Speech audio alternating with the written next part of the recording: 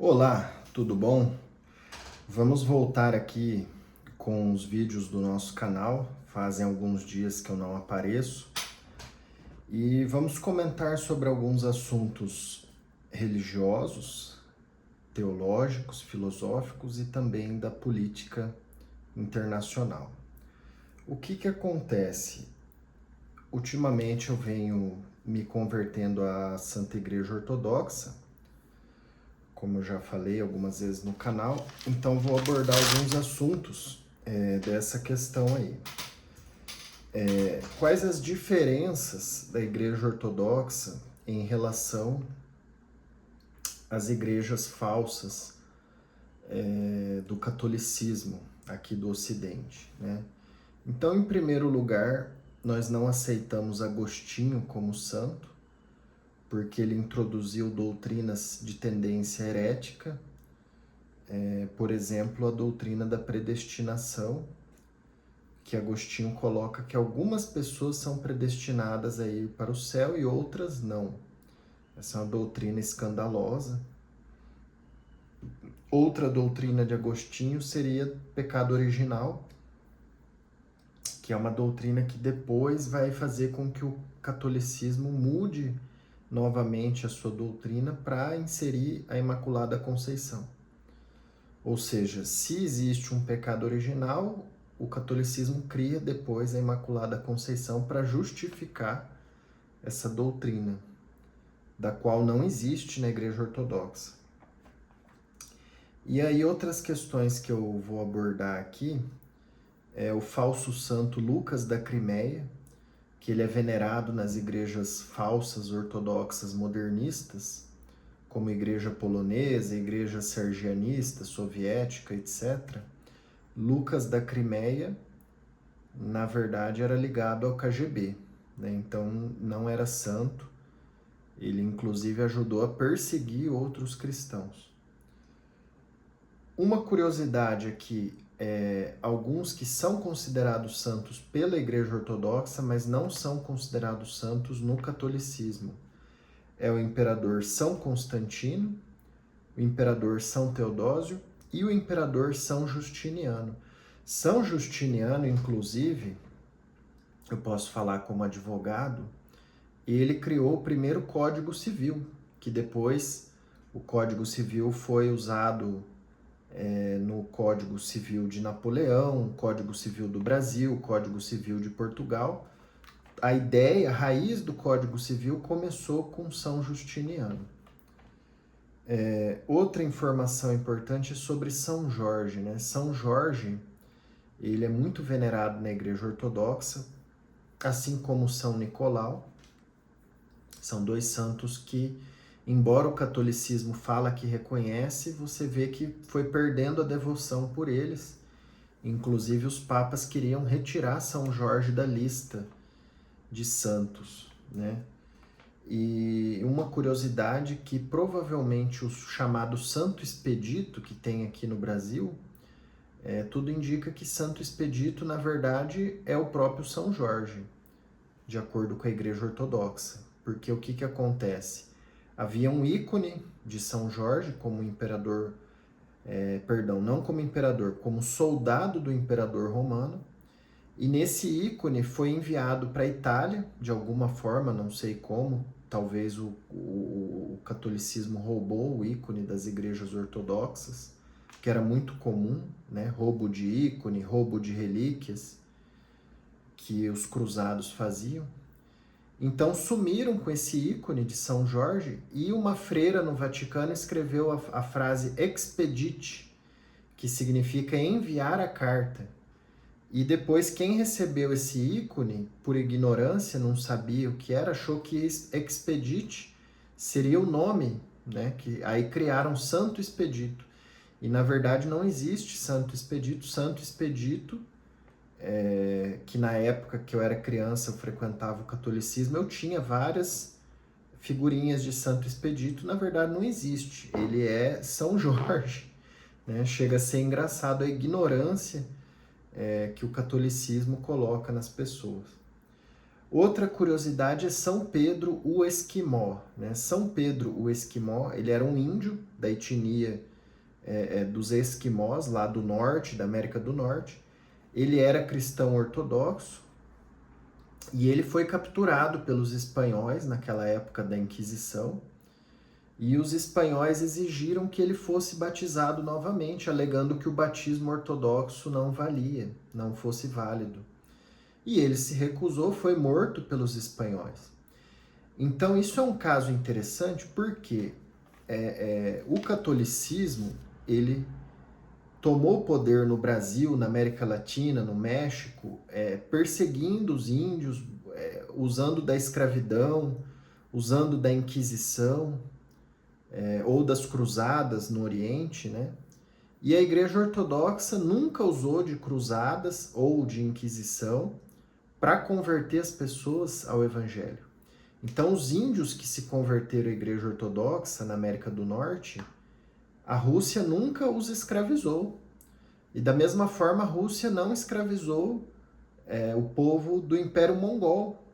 O Império Mongol, que era etnia semelhante aos índios aqui da América do Norte e da América do Sul, provavelmente são descendentes do Império Mongol. Tudo indica que são descendentes do Império Mongol do ponto de vista histórico ou pré-histórico.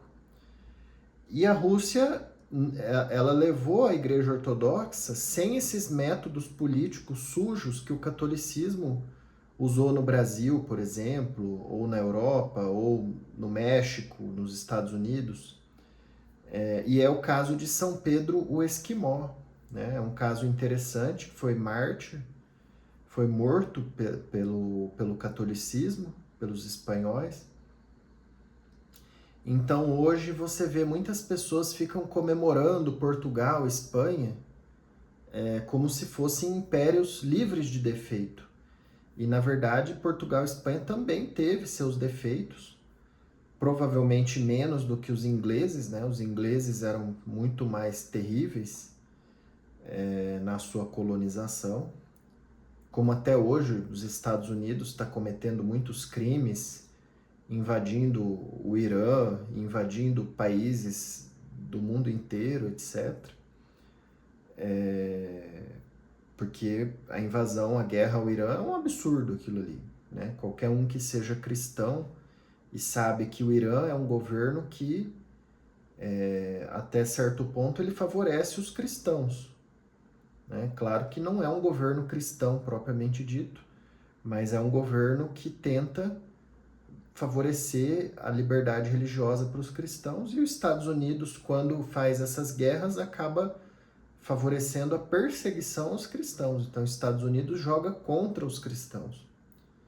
Então, fica essa reflexão, né? São Pedro Esquimó, ele foi morto, perseguido pelos espanhóis, pelo catolicismo. O irmão José Munhoz Cortés, que é santo, também foi mártir na Grécia, provavelmente foi morto pela KGB, mas o irmão José Munhoz Cortés, ele também sofreu um pouco de perseguição do catolicismo, não no sentido de morte, mas da família dele, né? Então a família dele não teve assim essa proximidade, né? Quando ele se converteu para a Igreja Ortodoxa, isso gerou uma complicação, né? Talvez não temos muita informação sobre isso, mas provavelmente um afastamento da família dele. No caso de São José Munhoz Cortés, né? Que foi mártir. Não sei ainda se ele já foi canonizado, mas tudo indica que um mártir, ele era um santo mesmo, né? Então fica essa nossa reflexão. Não podemos aceitar Agostinho como santo, não podemos aceitar Lucas da Crimeia como santo, e temos que entender que São Jorge e Santo Expedito é a mesma pessoa, e São Pedro o Esquimó é um exemplo de um índio que seguiu como cristão ortodoxo, bastante diferente do caso aqui do Brasil, da América Espanhola, que as igrejas ligadas ao catolicismo muitas vezes fizeram uma manipulação dessas pessoas em prol da Inquisição e da escravidão, etc. Claro que com isso eu não estou defendendo o rival político da época, né, que era a Inglaterra, Estados Unidos, sempre tentavam atacar aqui o Brasil, atacar Portugal, né? Os holandeses tentaram dominar o Brasil também, enfim. Isso também poderia ser um problema, né? Nós temos que ter uma visão crítica, né, desse passado histórico do catolicismo, de Portugal, Espanha, etc., mas tendo em vista o reinado de Cristo da Santa Igreja Ortodoxa. E esses imperadores romanos, né, que foram santos, São Constantino, São Teodósio, São Justiniano, esses foram santos canonizados pelo povo romano, cristão, né? Então é importante fazer essa reflexão. Mudando assim um pouco de assunto, né? Outra reflexão importante nós fazermos agora nessa questão da política internacional, observar como que os governos internacionais eles estão sendo dominados pelo grupo dos banqueiros, né? Então os banqueiros eles muitas vezes atuam com uma tendência a perseguir os cristãos, então teria que abrir o olho nesse sentido, né? Aqui no Brasil, eu recebi a informação de um economista que mais de 55% da arrecadação de impostos federais do Brasil é destinado para pagar juros para os banqueiros de grandes bancos como Itaú, Bradesco, Santander, e que é um escândalo. E as máfias que dominam o Brasil, grupo ligado a Lula, Bolsonaro ou Renan Santos, eles não falam desse assunto. A família Bolsonaro não fala desse assunto, o Renan Santos não fala desse assunto, e a equipe do Lula também não, né? que está no poder e está envolvido nisso. Então, todos os grandes grupos políticos do Brasil, eles se calam sobre esse problema dos juros, que leva mais de 50% da arrecadação de impostos do Brasil.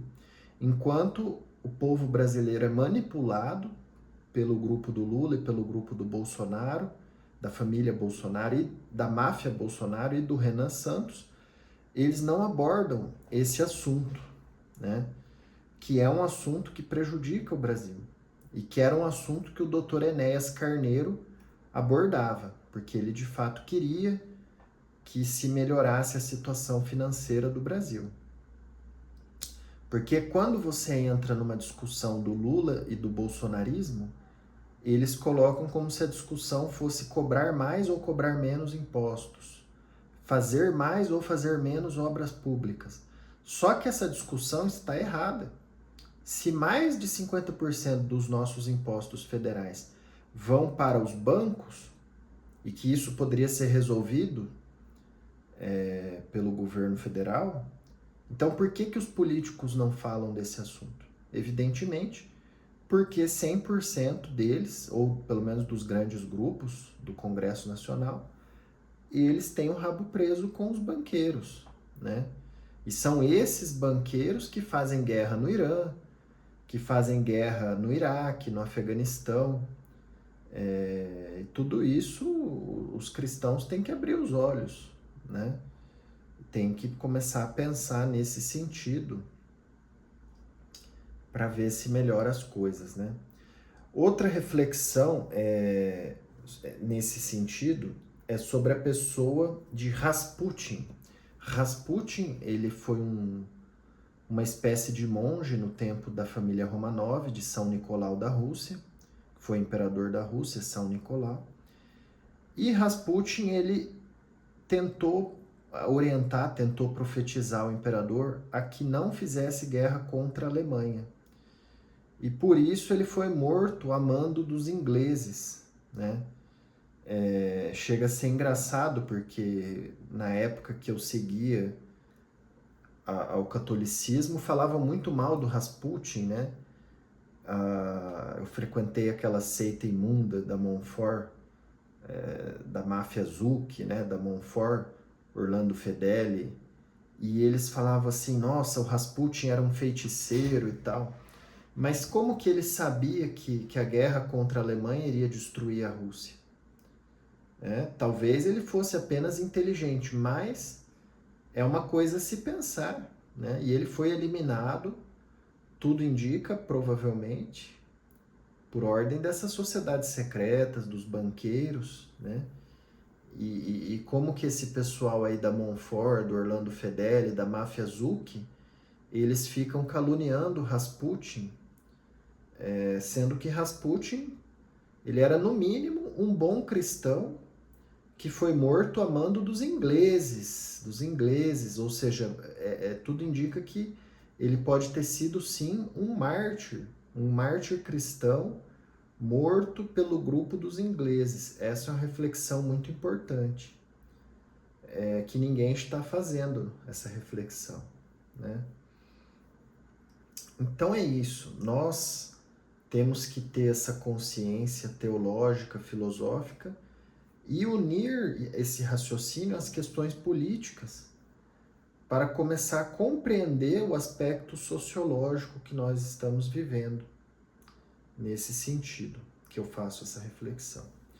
Muito obrigado a todos, junte-se ao nosso canal, curta, comenta, compartilhe e vamos melhorando cada vez mais as nossas reflexões. Outra curiosidade, lembrando agora sobre o bispo Mateus da Grécia, parece que ele foi canonizado por alguns grupos de igrejas ortodoxas genuínas. O bispo Mateus, ele fez oposição contra o novo calendário. Então é interessante também uma reflexão sobre o bispo Mateus da Grécia. Muito obrigado, junte-se ao nosso canal, curta, comente, compartilhe.